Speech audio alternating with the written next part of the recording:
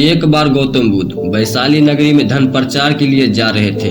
जब वे नगरी के बीचों बीच से गुजर रहे थे तो उन्होंने देखा कि कुछ सैनिक तेजी से भागती हुई एक लड़की का पीछा कर रहे हैं। वह डरी हुई लड़की एक कुएं के पास जाकर खड़ी हो गई। वह हाफ रही थी और प्यासी भी थी। बुद्ध ने बालिका को अपने पास बुलाया और कहा कि वह उनके लिए कुएं से पानी निकाले, स्वयं भी पिए और उन्हें भी पिलाए। इतनी देर में सैनिक भी वहां पहुंच गए। बुद्ध ने उन सैनिकों को हाथ के संकेत से रुकने को कहा। उनकी बात पर वह बालिका कुछ झूमती हुई बोली, महाराज, मैं एक अछूत कन्या हूँ। मेरी कुएं से पानी निकालने पर जल दूषित हो जाएगा। बुद्ध ने उनसे फिर से कहा, पुत्री, जोर की प्यास लगी है, तुम पहले पानी पिलाओ। इतने में वैशाली के राजा भी वहां पहुंच गए। उन्होंने बुद्ध को नमन किया और सोने के बर्तन में केवड़े और गुलाब का सुगंधित पानी पीने के लिए पेश किया, लेकिन बुद्ध ने उसे लेने से इनकार कर दिया। बुद्ध ने एक बार फिर बालिका से अपनी बात दोहराई। इस बार बालिका ने साहस बढ़ाकर कुएं से पानी निकालकर स्वयं भी पिया और गौतम बुद्ध को भी पिलाया।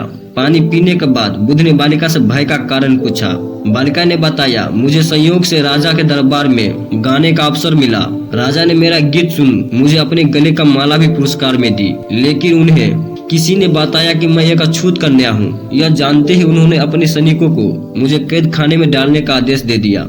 मैं किसी तरह उनसे बचकर यहाँ तक पहुँची हूँ कि आप मिल गए। इस पर बुद्ध ने कहा, सुनो राजन, मैं चाहता हूँ कि आप मेरी इस बात को हमेशा याद रखें कि किसी भी इंसान की पहचान उसके धर्म या जाति से नहीं बल्कि उसके गुणों और कर्मों से होती है। जिस बालिका मधुर कंठ से निकले गीत का आपने आनंद उठाए, उसे सुनकर पुरस्कार दिया, जिसके कार्य इतने अच्छे हैं वो अछूत हो ही नहीं सकती।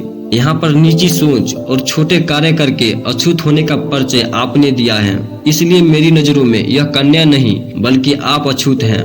वैशाली नरेश बुद्ध के सामने शर्मिंदा होने के अलावा और क्या कर भी सकते थे। उन्होंने बुद्ध से क्षमा मांगी और वहाँ से चली गई।